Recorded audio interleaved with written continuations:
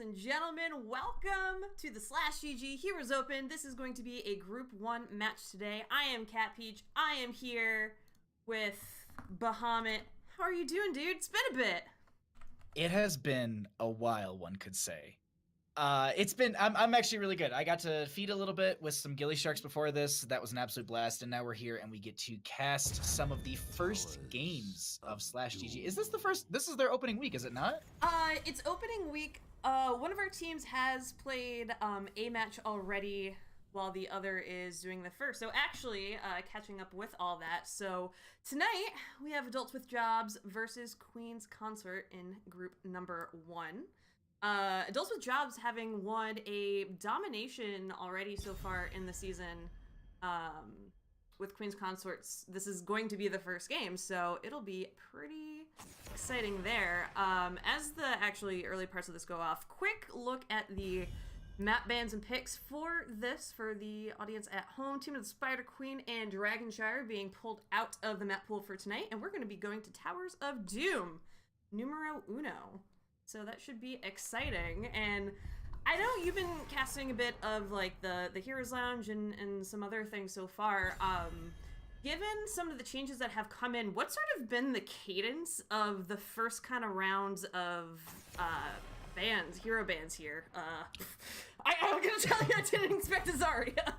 I was just about to be like, not Zarya. The actual high priorities that I've been seeing a lot lately, and Towers of Doom, we have to also talk about things that are being played here. Dahaka is always a high priority, so that makes a lot of sense. Abathur, after the changes, still sees a lot of bans. Zeratul actually is a high priority in the ban rate as well because of how late the games often do go, and Zeratul does get that full build, and post 20 Zeratul is very scary, but it's a lot of dive compositions, a lot of this. The other big thing is Ana got changes last week, and I have seen teams nonstop run her, but we're still seeing we're still seeing the high mobility, high burst damage with that Maiev coming out, and I wouldn't be too surprised to see a Genji fall through here. Maybe we see a double reset composition come out from a team, but I still think a high priority into Ana if they do have a player who's very good with those skill shots. Yeah, she, like you mentioned, she's been coming up so much more since those additional changes. And I'm personally curious whether or not we start to see a preference as well coming back to Rhaegar with now the self-ancestral coming back into the game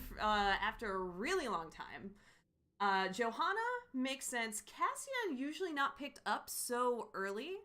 So I wonder if they are planning something very specific around being able to have that poke around the altars, or if there's something they're expecting to be paired with this Maiev that Cassia can really shut down here.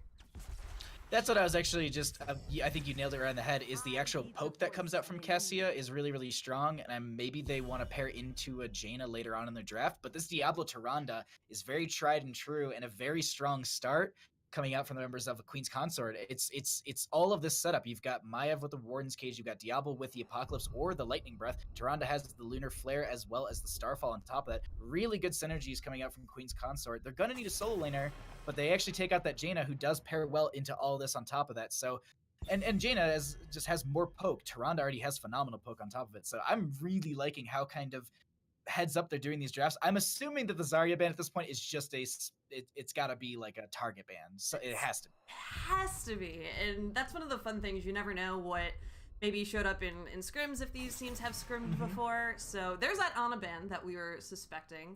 Eye of Horus would get mass value on here just for stalling out the altars too. So that's really good to grab off the table. But for Adults with Jobs here on the left, I'm wondering, they need their solo lane, they need support, and then if they want any additional front line to protect that Cassia, are they going to go into more damage, or more of a hold the point, hold the ground type of composition? The Tychus and the Malthael, interesting pickups.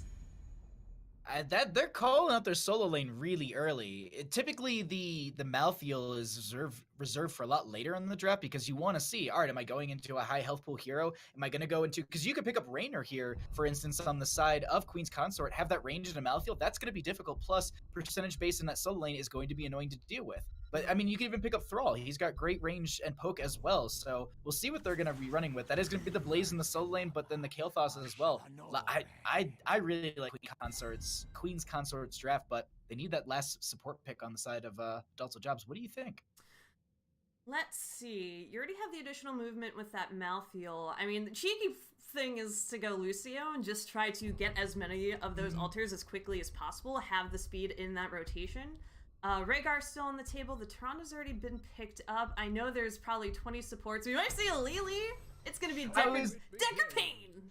Deckard Payne is going to be... The one thing I don't get is he's got, like, a tank-busting type sniper rifle from what I know from video games, and he's using it as a crutch. I just want to point out that, like, in real life, those things weigh, like, a couple 100 pounds, I do think. Like, the old man's carrying that with one hand. Just, I don't know. It's one of those, like, little things I was just like, that's kind of just a little funny thing. But I was mean, actually kind of hoping... maybe he was in color guard, you know? Like, so those color guard guns are a lot heavier than I think any high school girl realizes until they pick one up, and then they're like, I better not drop this on myself or else something's being broken.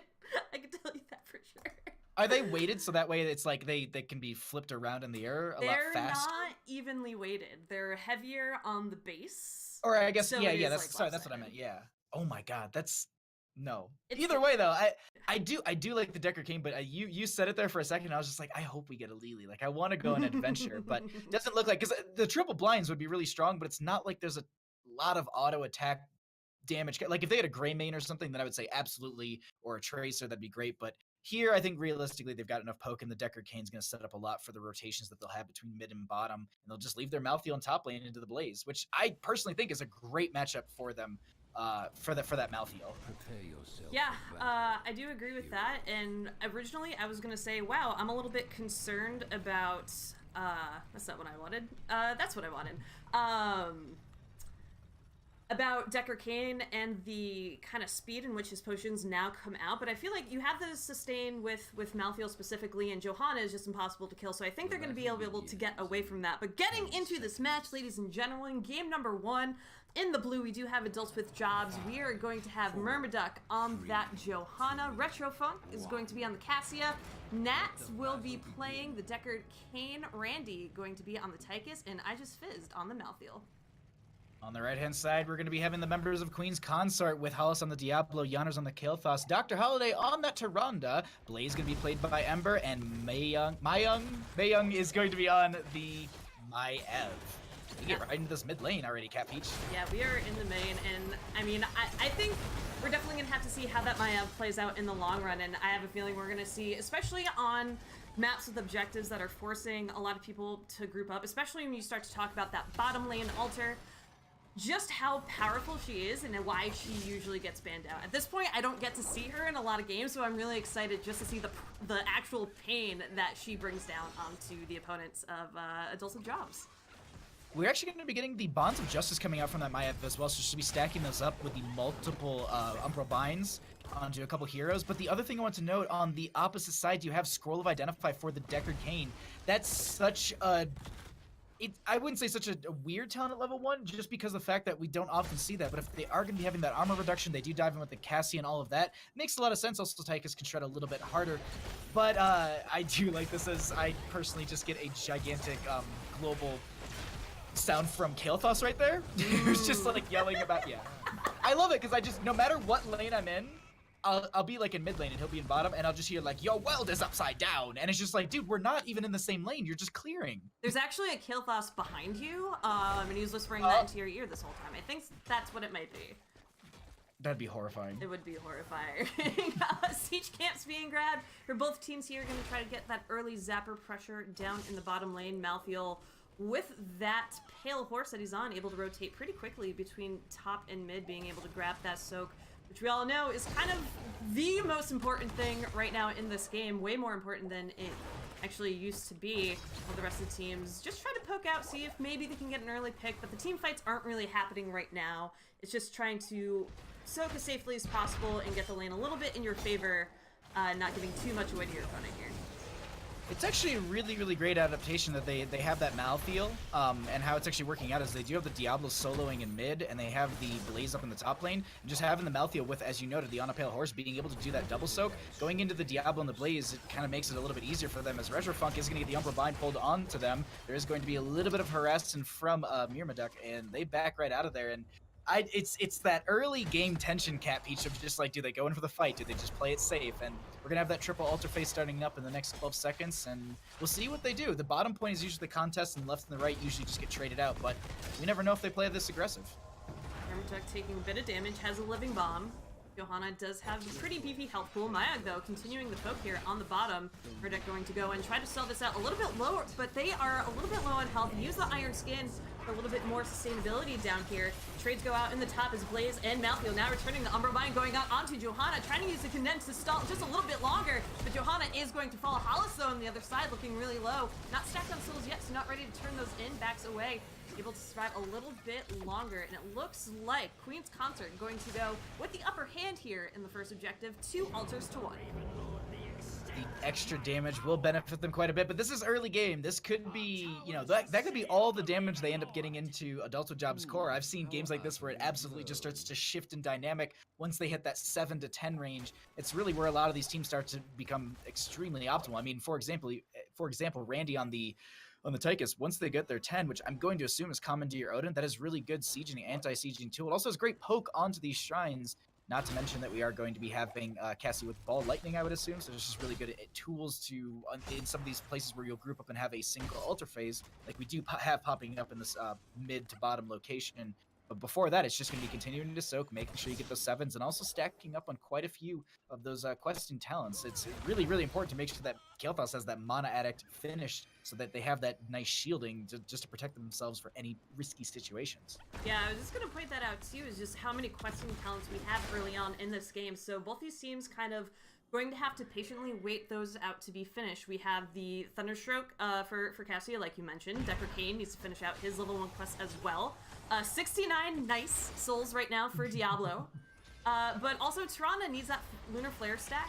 Maya needs the Bonds of Justice stack. So lots of stacking, and come late game, I think both these teams are going to be way more aggressive than we've seen there, but very aggressive, almost pull on that siege camp from Queen's Consorts. End up losing it in the long run, but showing that they're not afraid to scope things out and let their enemy know that they're ever present here and checking these areas on the map out without too much pressure. And now I'm waiting with like a little bit of bated breath for this bottom lane engagement, but no one really going too far out. They're going to get the clear onto the sappers, and it will be absolutely fine for the two of them. 8 to 8 in levels, 0 to 1 in kills. We have a single altar phase popping up, Cat Peach. These two teams, I don't know who goes in first, but it looks like Mayang is looking for that engage. They do get blinded out for a second. And now I think we're going to be having them dive in onto Randy. They do get the potential blow up. That is going to be the scroll of Identify into quite a few members here. A lot are getting low on the side of Queen's Consort. They start to chase this with Adults with Jobs, and Cat Peach, I think they're going to be able to take this. Yeah, Adults with Jobs being able to get 2 kills now. Trying to see what else they can find. Myrmidon, though, getting really low. Has a living bomb. Are they going to spread it? They spread it to their teams, trying to get the Condemn as well. No one ends up falling. But Myrmidon really making sure they land that Condemn at the risk of some of the health of their teammates. That was a really, really good play, and I just shout out to the Decker Kane player who managed to get such a good route onto so many members. And did they finish that quest already? No, they're only sitting at 8 stacks, so they didn't have the added, or I guess the subtraction from the armor reduction there. But either way, if they can continue to land those scroll of ceilings, that'll be huge for their team. But at the same time, it's a stacking game, it's a progressing game. Diablo to 81 souls out of the 100 necessary, 16 out of the 20 for Kael'thas' Mana Addict. Lunar Blaze is slowly getting worked through, and we also have the Bonds of Justice for that by Ev. Once all these talents get finished out, the members of Queen's Consort, I feel like, are going to be very, very difficult to deal with, on top of their 10 talents as well, as that has already been reached by the members of Adults with Jobs. Yeah, no fight just yet. Looks like 4 of them looking to see if they can find a pick somewhere, but not able to. Valkyrie is coming out, so trying to get that potential onto that Kael'thas right now. But Toronto with the Shadow Stalk helps Kael'thas try to escape, but ends up falling. The Warden's Cage not enough to bait him a little bit more time. Myrmidon, though, trying to harass that backline, is going to fall here as well. Odin is going to be popped in attempt to defend this, but a little too late as the trade ends up being 1 for 1 down here in the bottom. And it's tank for Assassin, which is, I mean, they already have their Maiev too, who actually gets the Umbra Bind onto a couple here. That does give you the Scroll of Sealing going out. It does not connect, actually just gets the Diablo. And that that Commandeer Odin is getting it does have some armor as well with it, so realistically not going to be doing a bunch of damage into Randy. They do have a lot of the ultimates down. Last Rites is available for that Malthael if they do choose to try and get a member low and pop that onto them. Currently just going to be having Hollis separating I Just Fizzed from the friendly team. Yanners is back and putting some damage out onto Randy. They need to make sure they don't spread that bomb to the friendly team. Phoenix does come out as well. I Just Fizz is very low, and I don't think they're going to be living through this. That is going to be the Phoenix confirming the kill. Actually, Blaze steals away the kill here, and Randy going to have to cycle out a little bit. They're really low. That is going to be the Valkyrie pulling one in, but the bunker right in time to make sure they don't get pulled in. Retro Funk is very low down here. Ember is chasing in. This is getting really, really sketchy, Cat Peach. I don't know who's going to end up winning this out. Yeah, and for having 5 members, it looks like Queen's Consorts still kind of struggling in this fight a bit. Blaze looking very low in health, still going in for the stun. The mana on the side of Adulto Jobs, though, looking low for Retro Funk specifically. Mayab does get the tether, and here's the follow-up from the rest of the team. The Blessed Shield goes out, but nothing really happens after that. But after all that time, Queen's Consorts finally get the channel on the altar. And what I found really interesting during that whole fight is just how eagerly Adulto Jobs wanted to go in without their Johanna. They could have stalled a little bit from a distance, waited for her to come back in, maybe have gotten a little bit more out of that fight, but instead they just kind of baited it out longer, but ended up not winning out in the long run. So trying to think about, you know, should it have been a stall or not? Who knows? Just a very interesting call from my side of the table. No, I absolutely agree. It's one of those things where it's just like, sometimes I think there's the whole, you know, you're in the situation, you're like, oh, go, we can fight this until Johanna gets here. But because of that and stalling it out for that long, they really whittled themselves down. Like Tychus was completely below half health for the majority of that fight, and you can see them playing from the backline. They really don't have the biggest range on Earth, so that's not the best place for Tychus to be. The one thing I want to note really quickly while we have this kind of slowdown in the game, with the Deckard Pain skins, I love that all of the flasks are not gem bottles like Diablo. They're all actually like canteens like in the army. Yeah. I noticed that when I was casting over the weekend. I was just like, it's like a little cool thing. I thought it was just really cool. But we do have the nice self-cleanse coming up from Malthael. I Just Fizzed is able to walk out of here with no, oh my god, the Valkyrie to pull them in. Nice stay while and listen. That'll be the Phoenix coming out as well. Blessed Shield, I think, for some extra follow-up. They do get the burn onto the kill toss. Tychus does have some damage as well. That will be the Shadow Stalk from the Toronto to make sure they stay alive, and they do back out of here, but they lose their Kael'thas. That is a great dive coming out. That Valkyrie getting huge value. Yeah, the hardest thing with a lot of Kael'thas's is that so long as they're positioned well, it's really hard to get picks on them, so I really like the adaptation of picking that Valkyrie to say, no, we're going to pull you up to the front line and then be able to combo with the Deckard roots, with the damage coming out from Malthael and from Cassia. Up here, Altar's spawning. First grab by Deckard on the left. Adulto Jobs trying to see if maybe they can get a pick here onto Queen's Consorts. Hollis gets the flip. Myrmidon looking very low again, trying to take as much as possible, but there is the Lightning Breath. Blaze on the backside trying to get to the rest of the team, but Johanna on the other side is going to fall. The Last Rites doesn't get the connection. Ember looking really low, but is going to survive with barely their life. The flip goes out onto Deckard Cain, and that is 3 for nothing in favor of Queen's Consorts. Going to get the channel here, and Mayong ain't done yet. Gets tether on Retro Funk. There's the living bomb. There's the charge. Not even a flip needed. Cassia gonna go down. 4 for nothing here. That right there, I feel like they looked at boss and they said, no, the death timers are too short. They could have burned down that boss and had 4 more core shots. I definitely think they had the damage there. The one thing I wanted to note, looking at that entire fight, just looking at it overall from our bird's eye view, Adulto Jobs literally just funneled into a tight corridor, and that's exactly what they wanted. Diablo, Hollis was able to pop that Lightning Breath and just get so much just AoE damage into them as they kept funneling in and trying to stall out that point. Really, really good plays coming out, but they actually are going to be taking this aggressive here. The Stay While Listen does come out, and Nats is taking a lot of damage here. That is going to be Maya in the backline. They do get the kill onto the Deckard Cain. They want to try and go further here, but Hollis is getting very low. The Shadow Charge will be there. The Fire Stomp trying to just get this healing. The Last Rites goes out. They rip the souls of that Diablo. They do go down. I Just Fizzed as well as the Johanna go down here. Myrmidon as well. Oh my god. And Kael'thas almost getting, I thought that Gravity Lapse was connect, but it wasn't going to be there. Cat Peach, like, we're already at level 16. Like, this game is on a speed run, it feels like. Literal speed run. I mean, if you look at that fight, that's 3 more deaths traded in just to protect a camp. And for a lot of that fight, you know, it looked like Adults with Jobs able to save it off for a little bit, and eventually the rest of the team collapsed down. But it just seemed like them standing all on that Phoenix, just so much damage came out of that, and they fell so quickly before they can really rejoin together and try to coordinate an attack. Ooh, very aggressive charge from Hollis. Retrofunk being able to get behind the gate, though, just in time. Be swift. Looks like I think they're just gonna have to give this one over. 16 talent here is gonna be there. Myrmidon stepping very far forward. Yeah. Okay. I think they had maybe like one stall with the oh my god, shield glare. I was about to say flashlight, but yeah, I think they were trying to go for that, but it's like a giant flashlight, is it not? Yeah, you just shine it in your eyes, you know, and you're like, oh jeez, it's my eyes. I always think of the Carbot.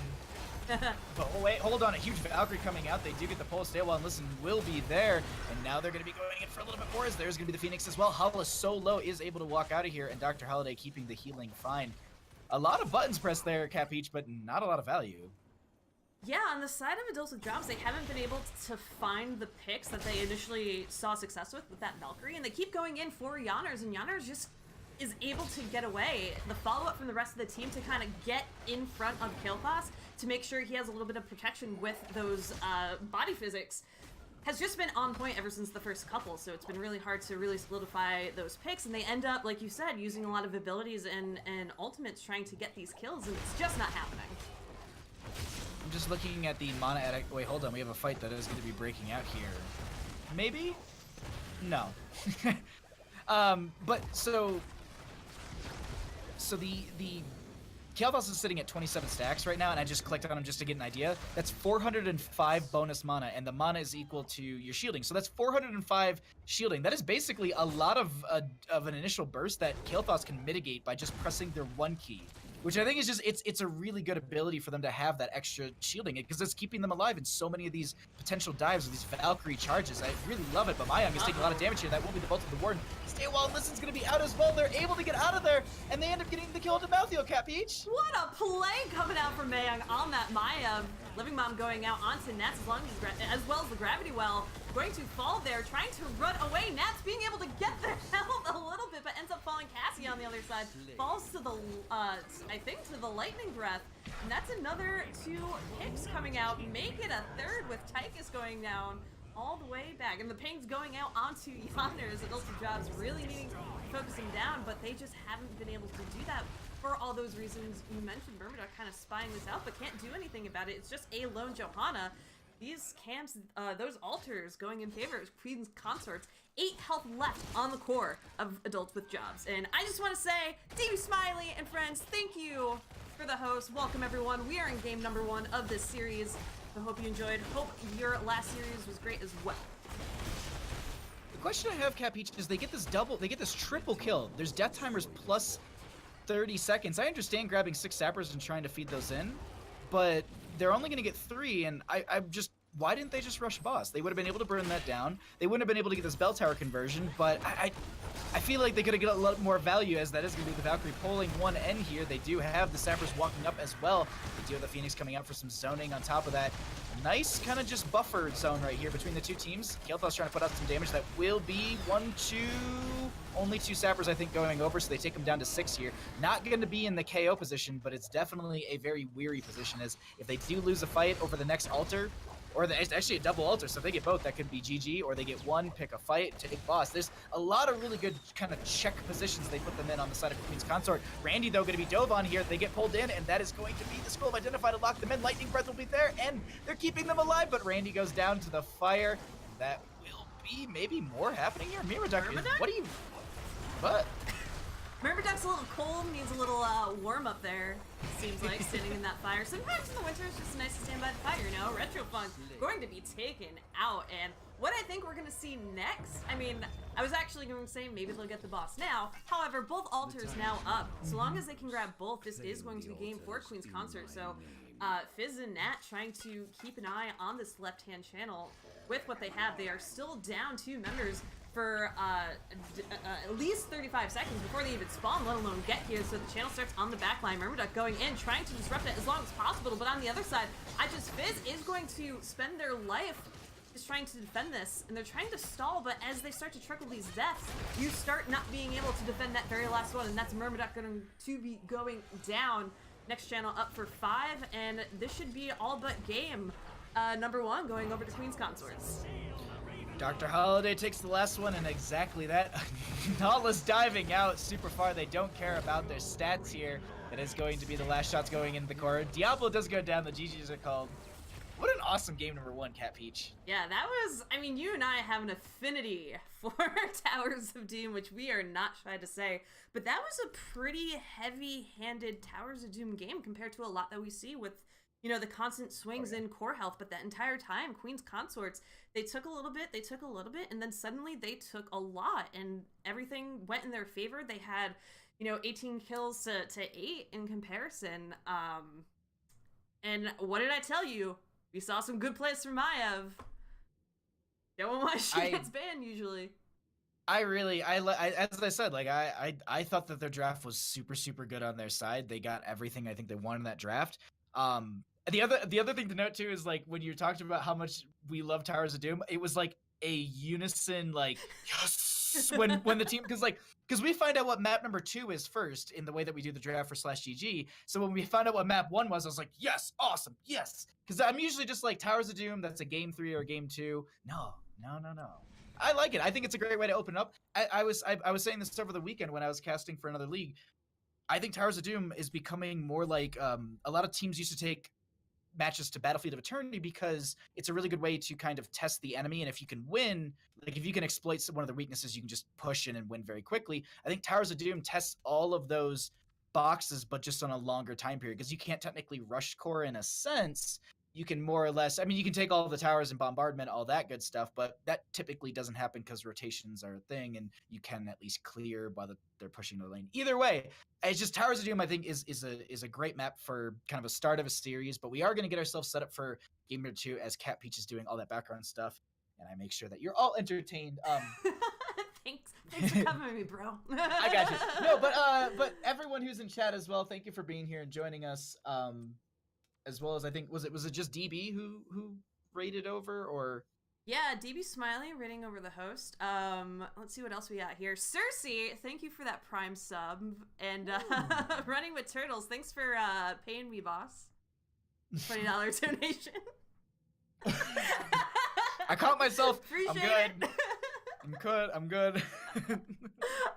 While I get this set up, if you want to take us again through kind of the map pick spans, what we are going to see next. Yeah, absolutely. So the way that it works here, there's no coin flips. It's home team and away team. The home team this week is Adults with Jobs. They went ahead and banned out Tomb of the Spider Queen. Queen's Consort said they don't really feel like seeing a dragon in this matchup, so we're not going to be on Dragonshire at all.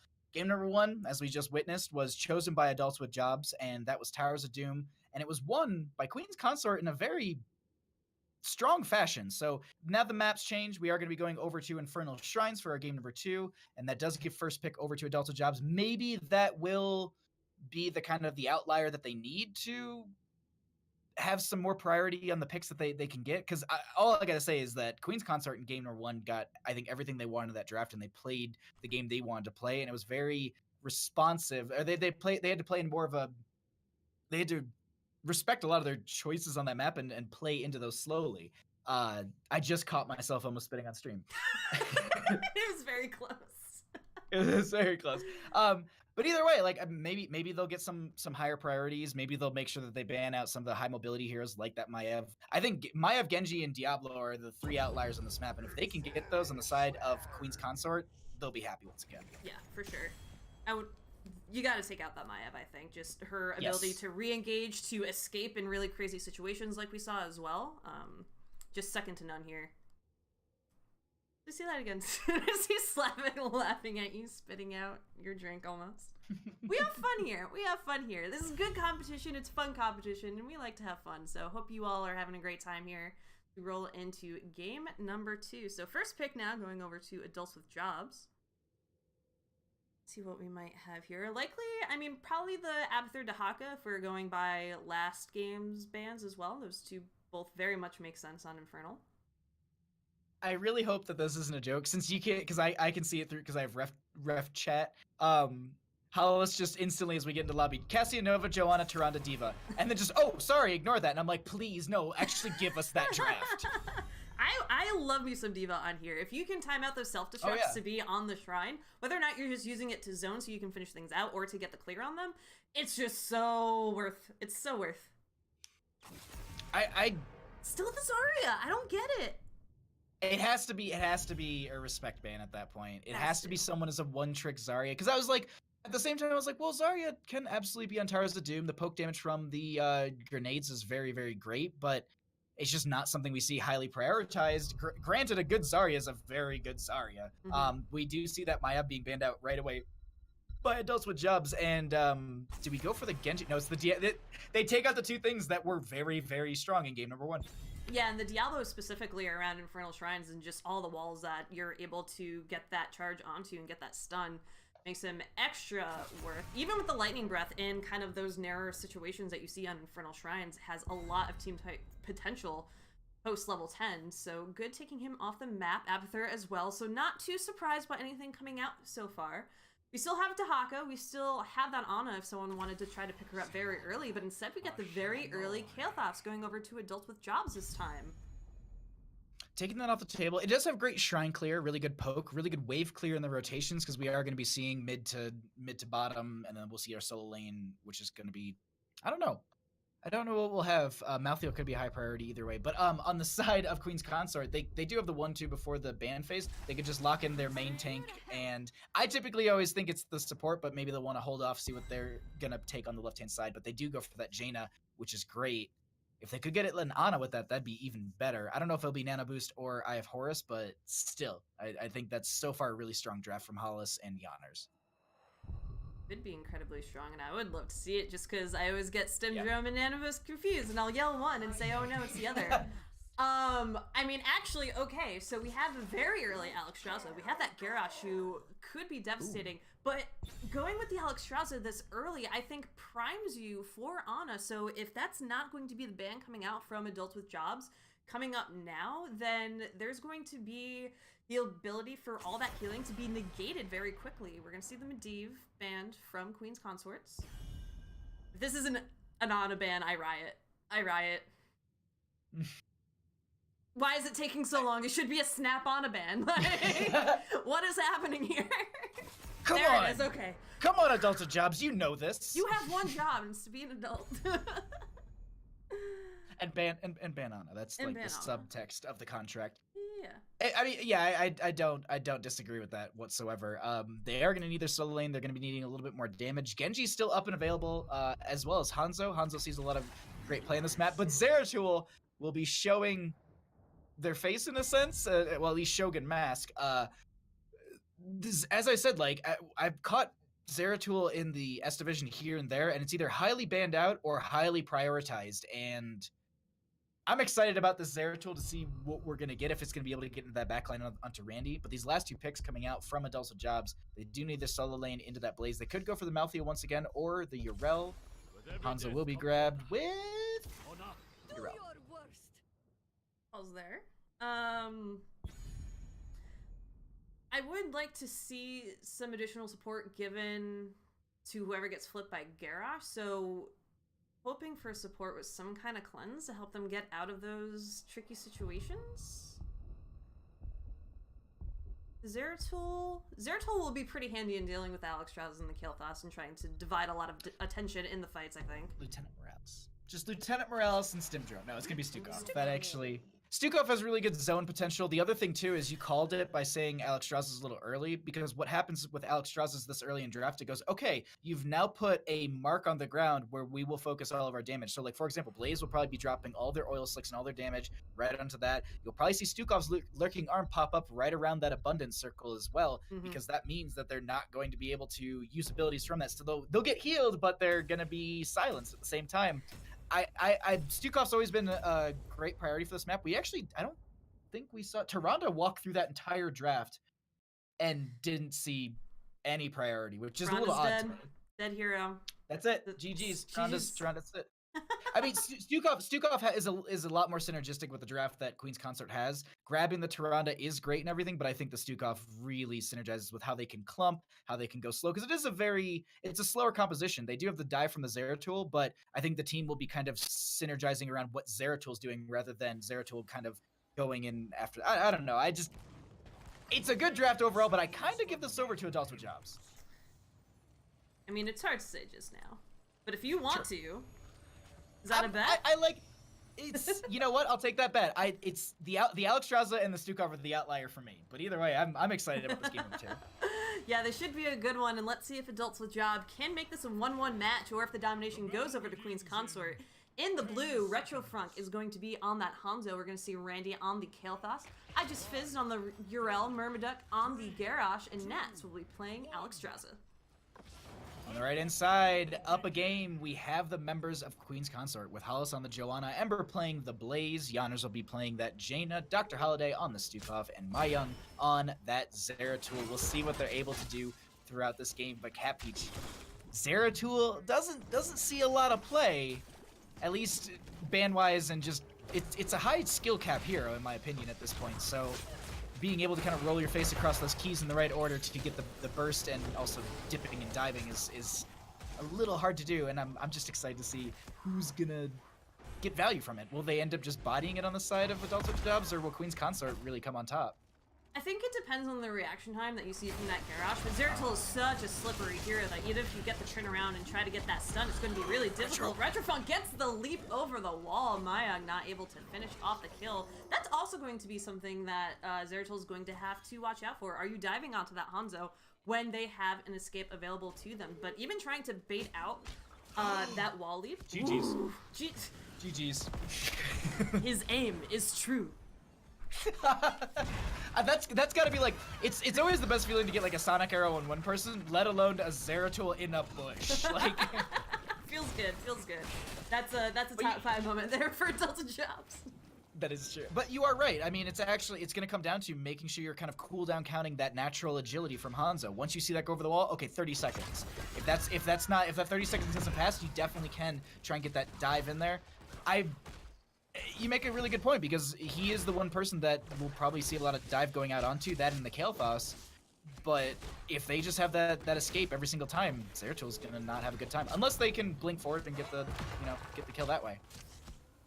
Want to see both teams keeping up with the soak per usual. It's been a while since I've seen a Urel Blaze matchup, and it's just such a throwback.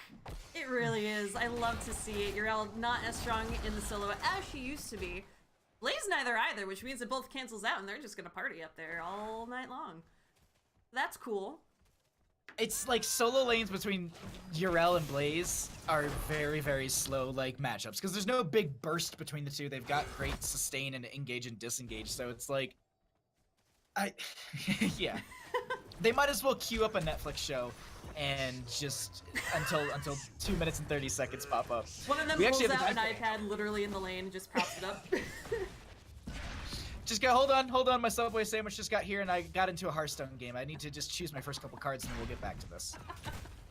First Shrine activating up in the top lane, so where both those solo laners happen to be so they can respond. The Lurking Arm goes out, stuns Retro for a little bit, but heal is there from Alex Straza without contention.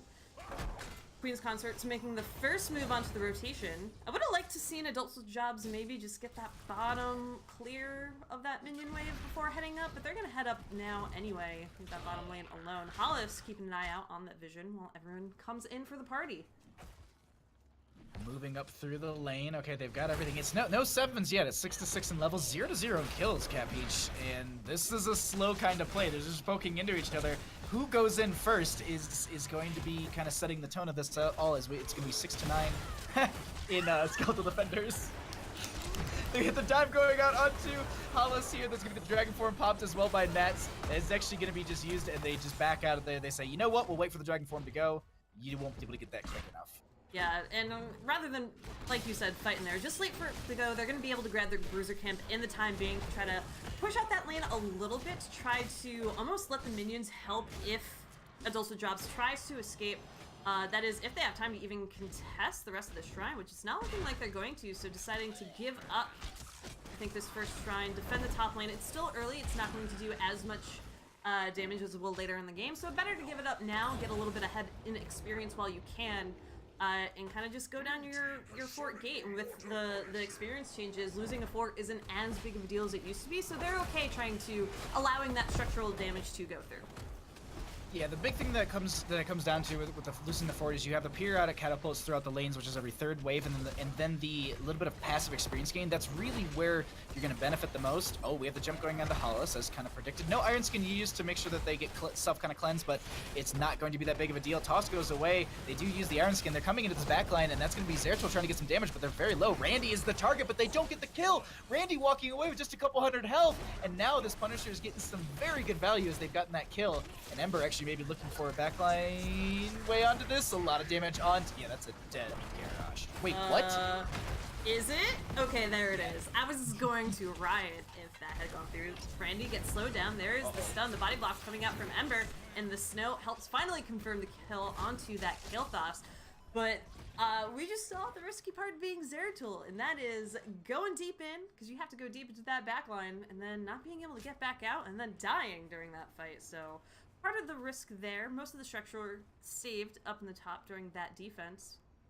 Pretty even so far. A very interesting invade on this camp while they have the time, while Adult of Jobs focuses on their top bruisers.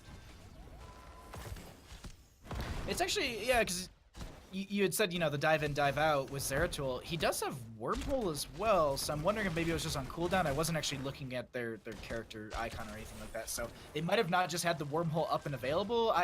I'm not sure, but it was just a weird thing where they dove in like that, but they didn't end up getting the out like you typically see from a Zeratul. Either way, though, camps are rotated on, pressure across the map. We should have our next Punisher popping up, I think, in about 1:30 total.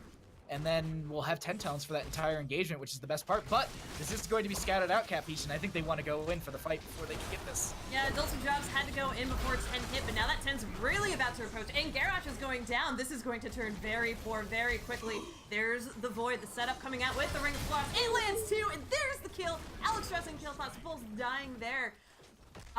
And Falling Sword, hello, coming out from Hollis, not able to help confirm the kill onto Hanzo, but still great nonetheless, while that camp up in the top lane taking care of what's left of that fort, while the rest of Queen's Consorts pushing in the bottom. I'm actually, yeah, the Falling Sword is a little perplexing to me as well, because wait, what? Hanzo's gonna be going for Dragon Arrow. Excuse me, Dragon Strike. I always mix up those two because it doesn't make sense that, like, Dragon Arrow should summon a dragon. Dragon Strike should be stunning you. I feel crazy when I say these things. Retro?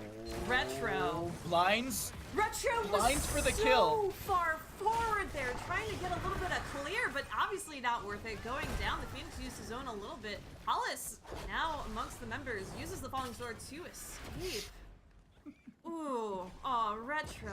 I hurt, like, my heart breaks. That's a rough situation to be in.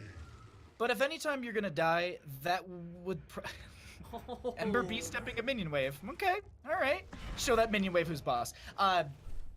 But if you're going to die, like, that's probably the best point to do it. You're back up already, your team is already set up, and you're on the shrine because it is going to be activating in the next 7 seconds. So overall, yes, you are going to be giving some experience over and all of that, but it doesn't mean they're going to be hitting 13s. It still isn't even talent tier. They do have a talent advantage. Not going to be that big of a deal, as it's just giving them slight buffs on their autos and other little ability damage there. But I'm waiting for Blaze to engage on this. I'm looking at the minimap, and they are going to be coming in. Hanzo does finish out their simple geometry from level 1. Dr. Holiday spreads the pustule around, and they prep to make this engagement. Hollis going in. The Iron Skin already going to be used. They're trying to find a toss onto one of these backline units, but it's not working out for that Garrosh just yet. And Aegis Fist is trying to do the exact same thing. Massive shove coming out. And Capiche, this is just stalled out, but the Dragon Form has been popped. Yeah, there's the Dragon Strike going onto a couple members. Ember ends up being taunted, takes a little bit more damage. The Void is on the backside with the Falling Sword and Ring of Frost combo, though, helping to try to turn this around. Hollis looking really low. It's going to go down, as well as the Zeratul. Ember trying to do what they can to zone for Yonder, uses the bunker, trying to get out the backside. There's the shove from Sukov, also trying to make a little bit of space. Girl gets stunned out from the lead. Ember going to make it out of here. Retro Funk again, almost going down, but has just enough health to survive with that Alex Straza. This second shrine going back over to the side of Adults with Jobs, and what a great turnaround. And that was actually a pretty decent drag strike. There wasn't so much to root the members of Queen's Consorts, but they were able to get damage onto that Blaze, having that zone a little bit. Even just a little bit of damage going out onto a couple other members helped really swing that fight around. So really great use kind of from the backside. This fort is going to go down, and this Arcane Punisher finally going to help Adults with Jobs get level 13 and catch up on experience. I will say that And you caught it exactly there perfectly. It's such a good tool in some of these tight corridors. It actually really gets a lot of good zone and kind of chase value. Hollis was actually trying to walk out on the Joanna. I was like, are you about to die to a Dragon Strike? Like, no. But the thing is that it forces, if you are walking through those tight corridors, you either back into the enemy team and die that way, or take the risk of walking through an ultimate. It's like it's very much like Hyperion in that sense, except it moves faster and doesn't kind of do the same amount of damage. It's just very good for a zoning and sieging tool if you want to use it in that manner. You're not going to be getting, you won't be able to dump it on someone's head unless Garrosh gets a huge Warlord's challenge and it's just continually sitting on them that way, which seems like the way they were getting a lot of damage onto Blaze, but Catpeach, this map is really starting to look very blue, and adults with jobs are setting themselves up across the map to get ready for this next Punisher, which will be in bottom lane. They could potentially pressure it if they wanted to. Ember going in, charges in pretty deep. There's the Phoenix to kind of zone the escape. The Unstoppable is propped there. Cleansing Flame coming out from Alexstrasza. The Dragon Strike there to try to catch some damage out of the bunker. Blaze trying to zoop out of there, but ends up falling. Void Prison Ring Frost coming out yet again. The Hanzo in Kael'thas going down quite quickly. The shove there from Dr. Holiday. Yrel jumps over the wall. Mayak, though, trying to get some more damage in there. Blizzard is there. There is the absorb for Yrel, helping to take some of that damage and heal up. Just clutch heals coming out from Nats, being able to keep Yrel from falling there. Queen's Consort with this Void Ring combo is just It's like I watch it, I'm just like, my soul hurts for you. Yeah, it's rough. What I love about like when there's Ardent Defender Yrels, which is pretty much just the standard talent you get at 10, it's just that momentary lapse in your brain where it's just like you hit R and you're like walk into all the damage, but you just start clicking away because you're just like, oh, I don't want to die, but you know you need all that damage to get more health. So it's just like the initial just like, wait, no, I need to, oh wait, no, I gotta walk back into this blizzard to just stand here because Yrel really got. Yeah, exactly. And also, as you said, shout out to Nats right there with those last little bits of healing. I just barely made it out there as Zeratul was just continually getting the harassment and the chase. Pressure across the map, and we should have our next Punisher pushing up just to keep a few seconds in this bottom lane. And we actually do have quite a few of the questing talents done. Alexstrasza only needing 5 more regen globes, right? The generation gloves for her? Mm-hmm. Yes, for the Circle of Life. But Kael'thas is done. The Punish had this, the Subdue has not been finished. They have not been able to get 4 stacks simultaneously. And Kael'thas sitting at 26 regen globes for the Mana Addict as well, level 1. Like, really, really good setups for both these teams. 16s will be hitting quite soon, and I think that's where we're going to see a really big power spike for both of them, because it's such an important talent tier for a lot of these heroes. Yeah, I'd like to see, I mean, both teams going to wait for that 16 to really hit. I don't think anyone's going to be able to get a pick in the time being, so they're just going to clear the minions, keep to themselves for a little bit longer before this spawns. And I'm interested to see how, it's always curious to see how Adults with Jobs approaches these fights, because they don't have the Wombo the way that Queens does. And so they have to very patiently decide what's going to go first. Myrmidon trying to get onto Yonders. That's the shove baited out from Subov. It goes on a shorter cooldown, I think, from being canceled that early, unless I am going crazy. The altar is now here. Mayang hiding in the shadows. Myrmidon hitting the body. Finds him hiding in the bushes. There's the Phoenix. The Void on the backside. The Falling Sword Ring of Frost is coming out. And that is the blue team being melted. Adults with Jobs getting laid off here on Infernal Shrines. Sword coming out again from Yrel, but I don't know if I Just Fizz is going to be able to survive this time around. They try to get the lead, but the stasis protects Yoners, and the Ice Lance finishes Yrel off. That was one of those moments where, like, you're playing with your friends, and it's just like, I gotta back, guys, I'm too low, I'm Jaina, and then you just have your Stukov friend who's just a support man who's just like, oh, you're low on health? Hold on really quick, let me just massive shove this enemy right next to you. It's just like, I didn't see that they had Ice Block, and I was like, oh, that's a dead Jaina. That was a really, really good play, and we've been talking about it all game.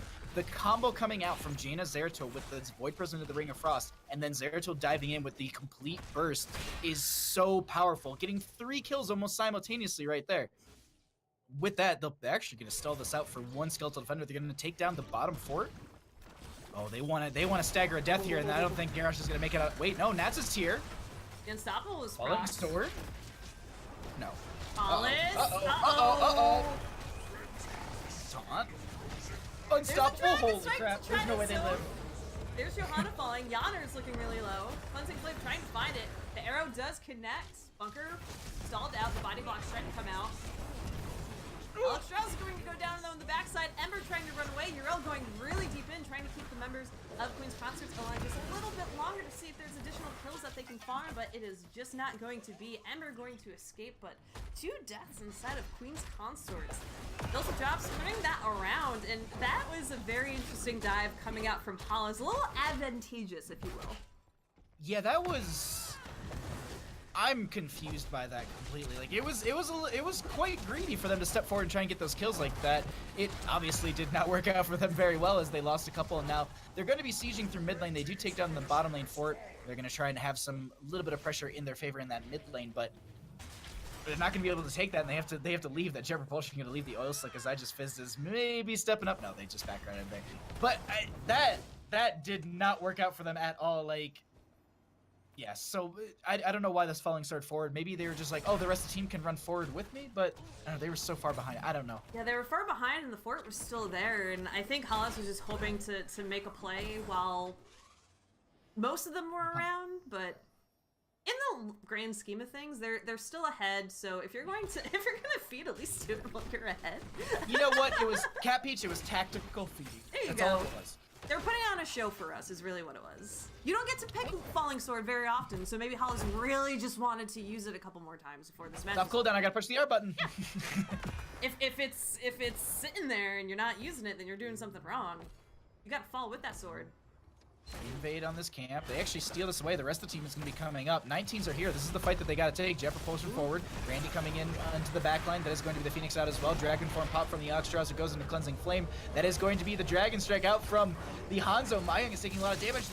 Oh my god, Alexstrasza doesn't have enough damage from the Cleansing Flame to get the last little bit of damage. They clear out this camp, but that is a nice invade coming out from the members of Queen's Consort.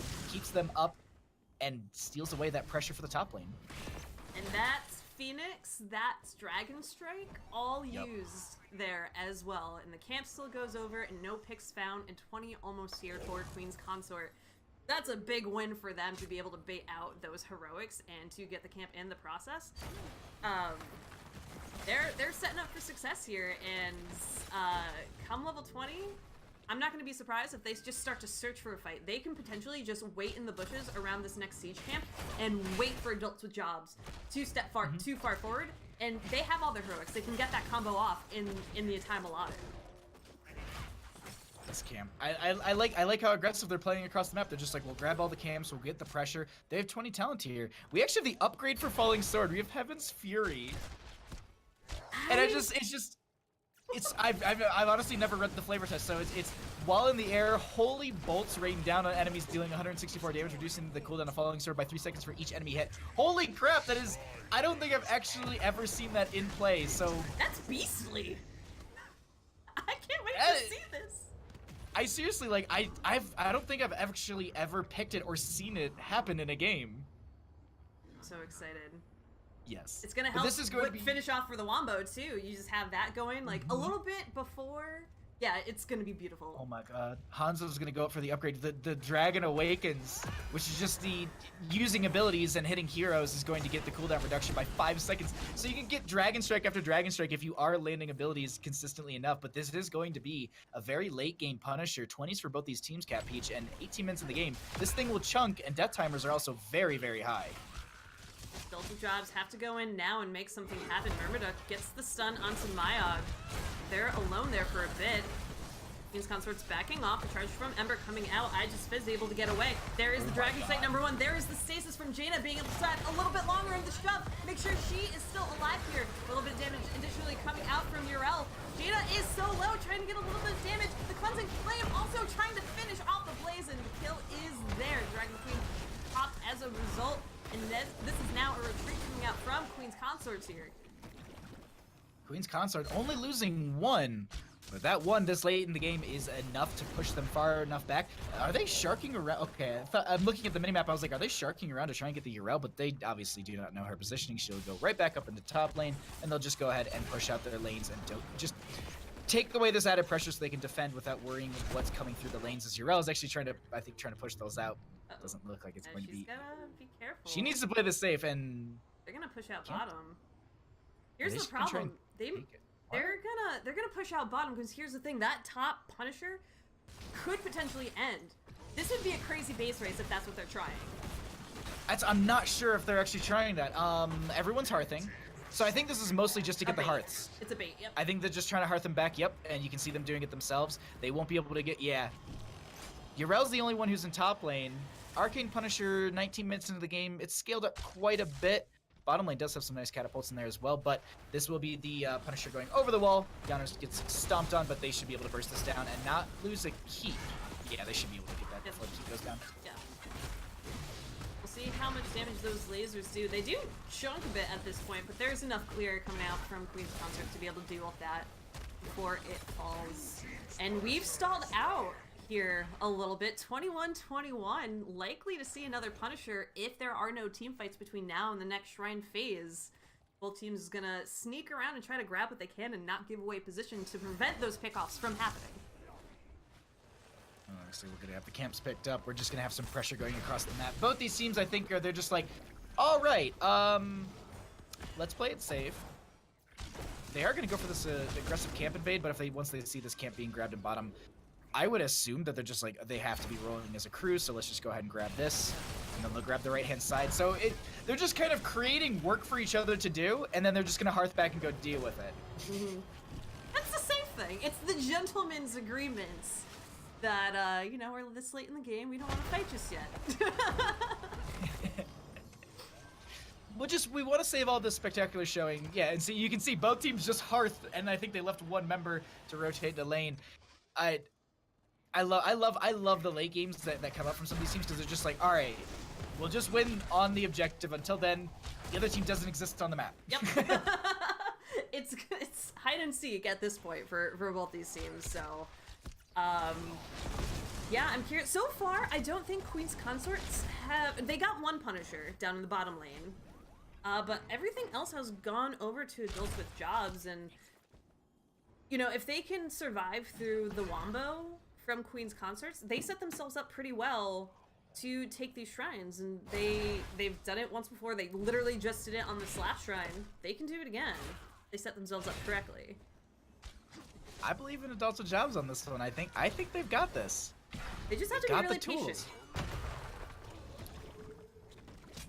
Sorry, I was curious really quickly what the upgrade for Warlord's Challenge was, and it's if someone dies while they're getting Warlord's Challenged, the cooldown's reduced by 45 seconds, which is it's a 50-second cooldown, so it's 5 seconds on that. So if they can get the dragon, oh my god, I always do this backwards.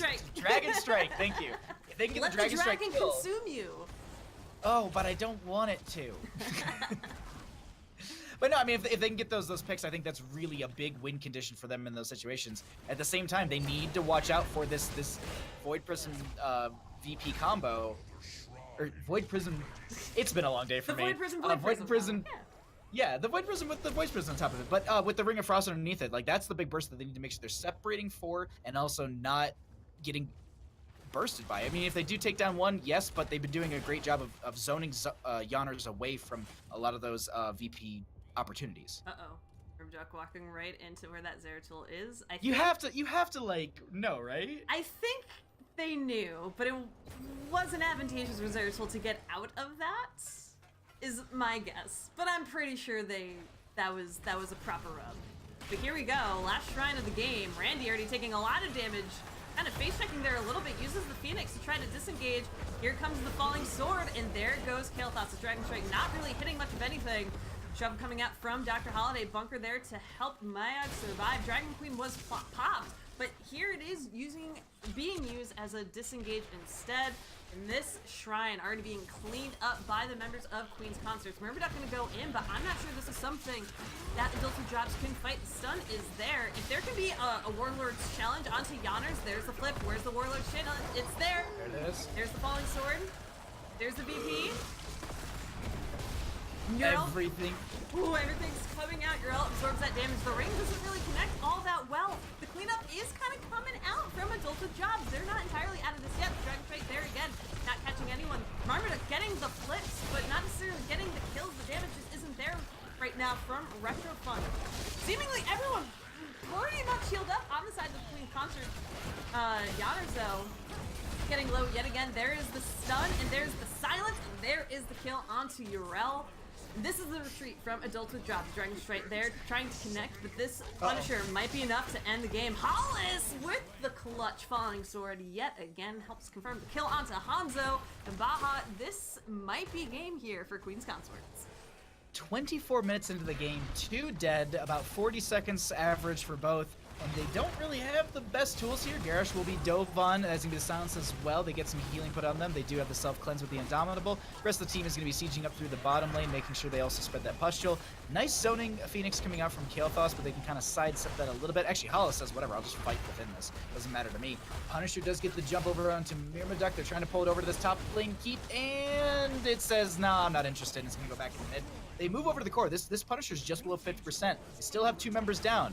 Kael'thas is trying to poke out, and Cappy, I think you might have called it. This could be the game-ending one, as Randy's going to take a lot of damage. That will be the Mana Shield used as well. The Ring of Frost catches his toe! Zeratul dives in, Kael'thas goes down. That is going to be the Cleansing Flame coming out. Yrel is back alive, but we have the bunker out from the blaze, and the core is going down. It looks like that's going to be Queen's Consort taking game number 2. With the domination, with the last-minute shrine, Queen's Consort coming out.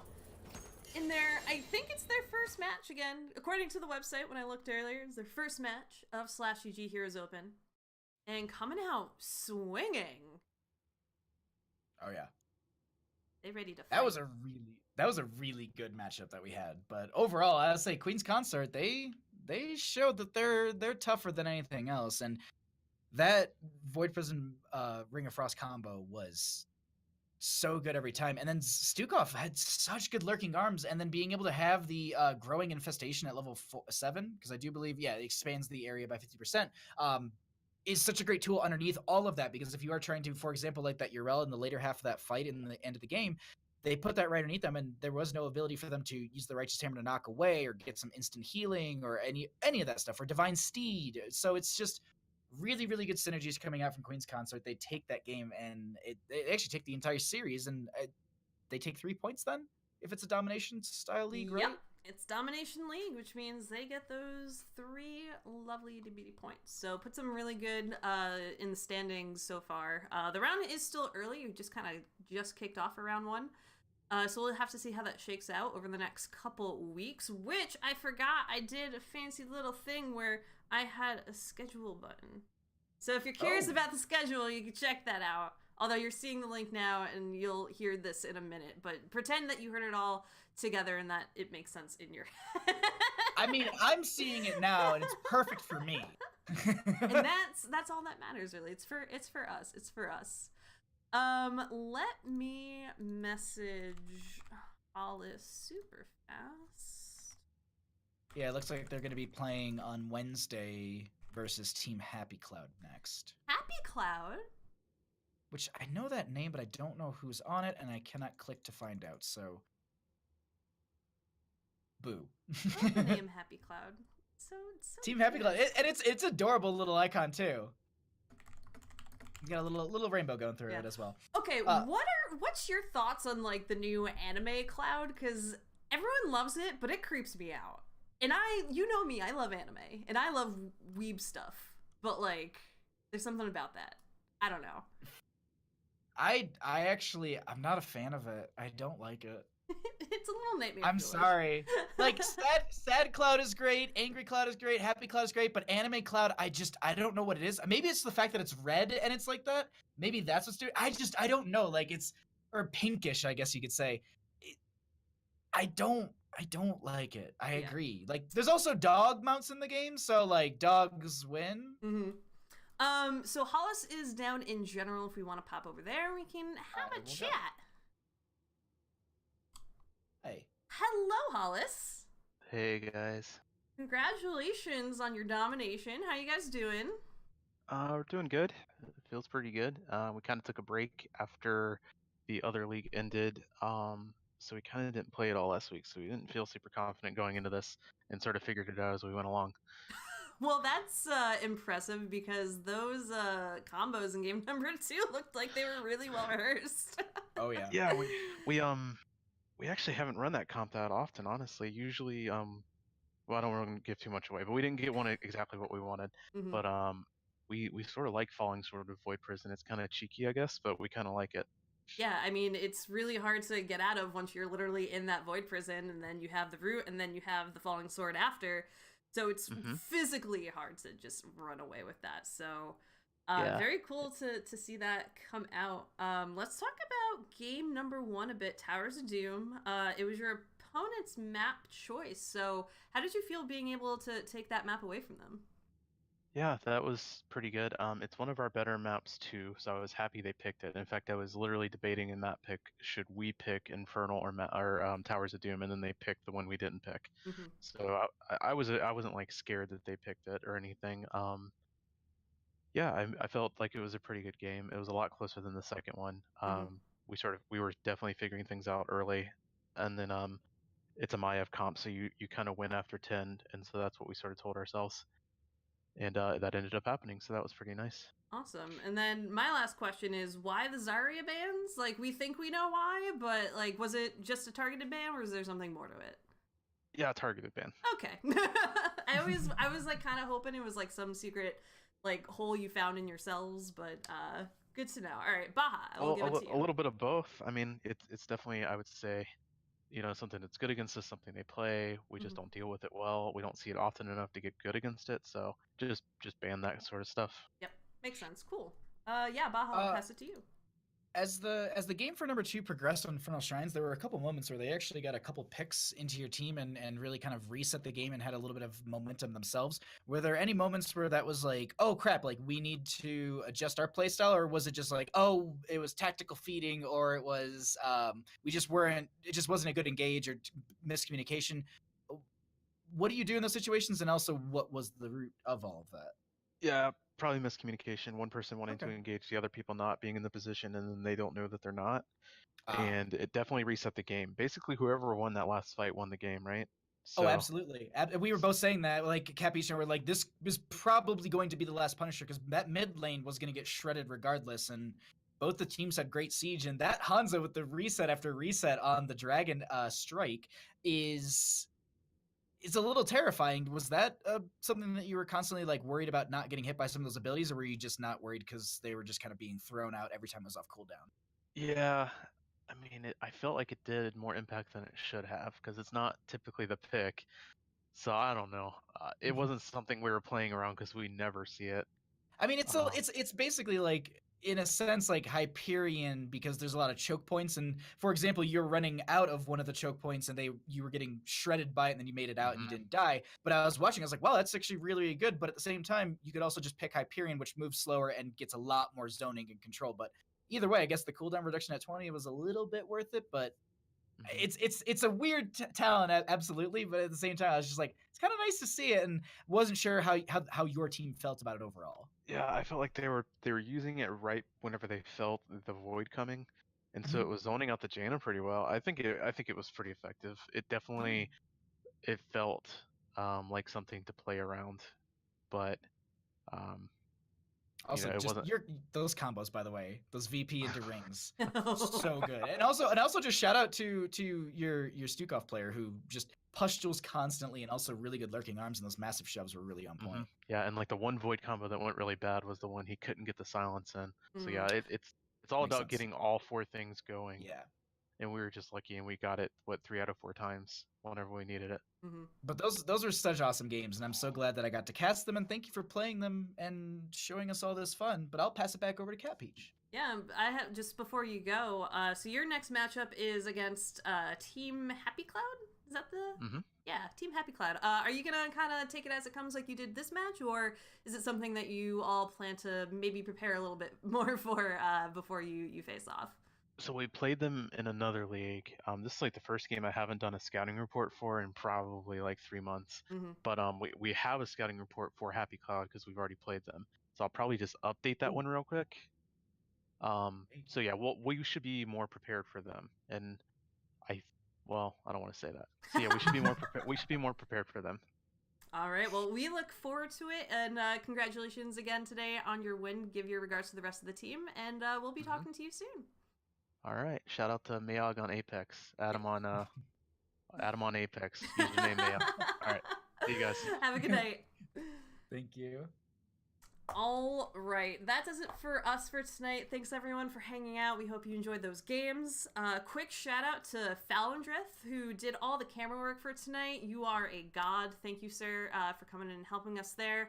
Shout out to Twitch chat for being lovely and for hanging out tonight. And Bahamut, shout out to you, because like we were saying, we used to cast all the time together. It's been a little bit, and it just feels like being back home. So thanks for joining me, and I plopped your links in, but if you want to tell the folks where they can find you, what you're doing, like yourself. Yeah, you can find me on Twitch, Twitter, and YouTube at Bahamut Gaming. I've been uploading. I actually edited like every single VOD that I currently have, so all of those are going to be going up onto YouTube tomorrow, and then they'll be released every other day or so. But yeah, it's Twitch, Twitter, YouTube. All of that is just Bahamut Gaming. I do casting a lot.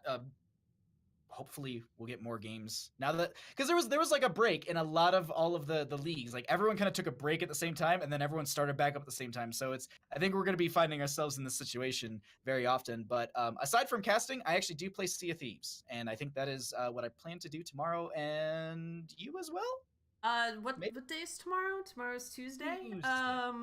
Yeah, I'm around tomorrow. I'm hecking around tomorrow. We can do Sea of Thieves. Yeah, I'm down. Steal some booties. Steal some booties. No, multiple booties. Multiple booties. Multiple booties.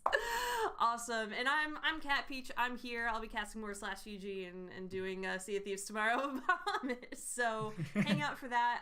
We're going to send thing to, I'm gonna send it to Jazzaline. She's streaming Heroes. Ooh. So we get some more Heroes action with her. Give her a shout out hello when you head over there. So that will be swell. And we will see you all next time. Hope you enjoyed and have a great rest of your night. Bye.